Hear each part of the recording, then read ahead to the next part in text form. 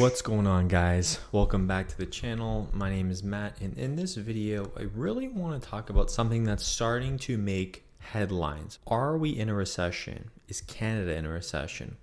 With all the news about rising unemployment and our economy that's starting to slow down, it's natural to feel concerned about recession possibilities. But before we hit that panic button, let's break down what's really happening in the economy, what the experts are saying, and what it all might mean for all of us. Let's first off start with, what is a recession? Like, what constitutes a recession? And typically a recession is when an economy shrinks for 2 consecutive quarters, okay, meaning 6 months where the total economic activity or GDP goes down, okay? But here's the thing. There is no strict rule book for what makes a recession. It's more about looking at the overall economic picture, things like job losses, consumer spending, and business investment, okay? So where does Canada stand right now? Okay, so if you look at some key indicators, it actually might seem that we're already in a recession right now. So for instance, since 2022, Canada's output per capita, basically the average economic production per person, has dropped in 6 of the last 7 quarters. That's not a great sign. It's actually very bad. Plus, unemployment has gone up by a full percentage point compared to last year.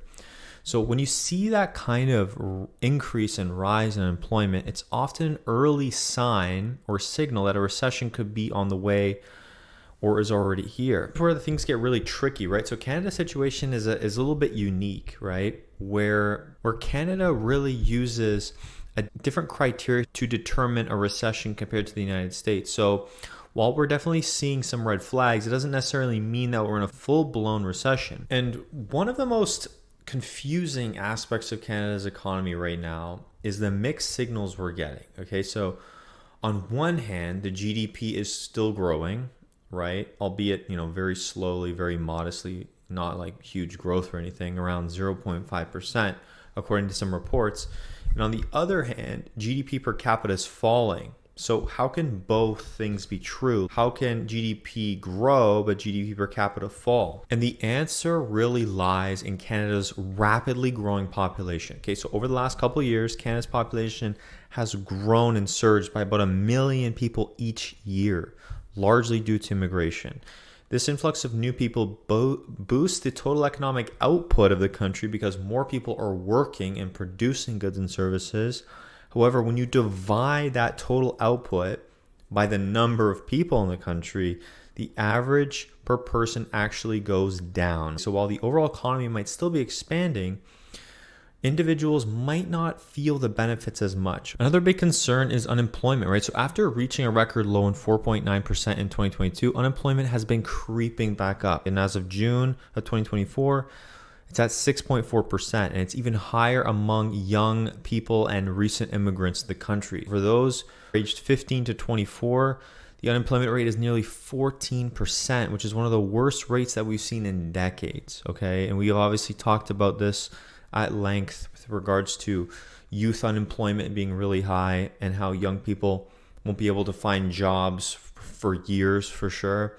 A lot of young people, and it's very sad to see. And for the immigrants who've now been in Canada for less than 5 years, their unemployment rate is around 12%. So those people are also experiencing, rough unemployment as well. But I think it's also important to note that the rise in unemployment isn't because companies are shutting down, let's say, en masse, like what we saw during the early days of the pandemic. Instead, it's more of a gradual increase in joblessness, okay? So this steady climb is a sign the economy is struggling, but not necessarily crashing, okay? And what does this mean for the future of the country, of Canada? Well, economists are predicting that the Canadian economy will continue to slow down through the rest of 2024 and into 2025. So people aren't expecting what's happening now to change. And one of the main reasons for this is higher mortgage rates. A lot of Canadians who have locked in low rates back in 2019 and 2020 are going to have to renew their mortgages at much higher rates in 2025, which could put a strain on their finances and lead to less spending overall. And when consumers spend less, the economy tends to slow down. And on top of that, businesses are expected to pull back on building up new inventory. So over the past couple of years, inventory levels surged as global supply chain issues eased.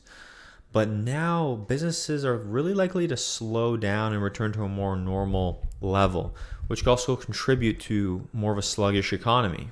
Again, it's not all bad news, right? Many economists, including those from Oxford, Economics, TD, CIBC, are expecting the Bank of Canada to obviously cut interest rates further. And we've talked about this at length in previous videos, possibly sparking some economic growth, right?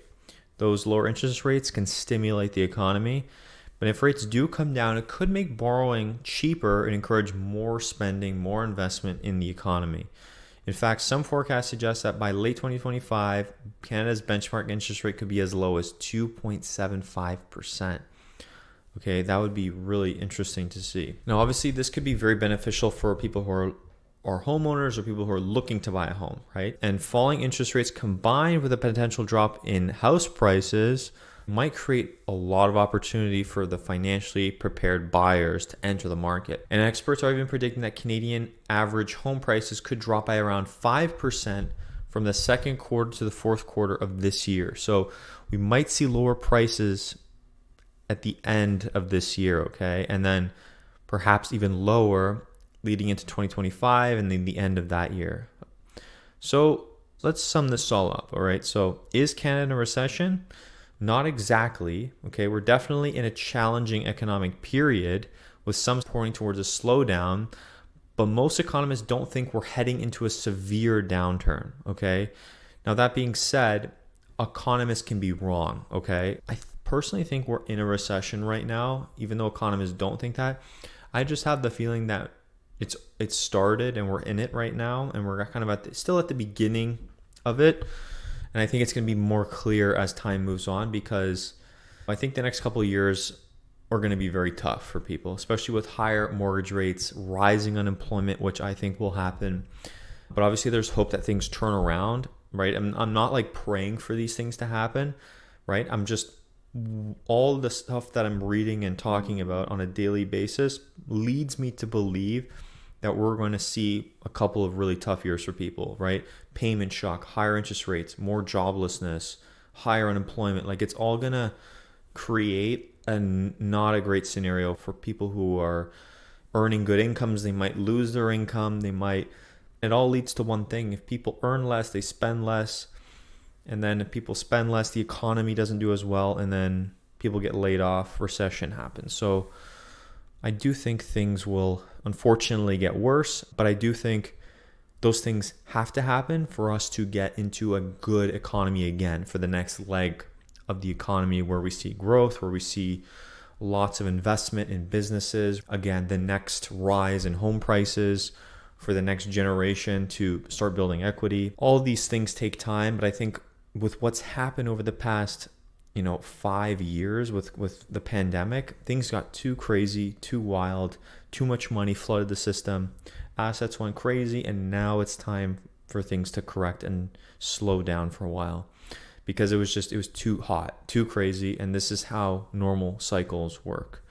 Okay, so I appreciate you guys for watching the video. If you did like it, please hit the like button. It helps me push this video to a new audience who might really benefit from the information.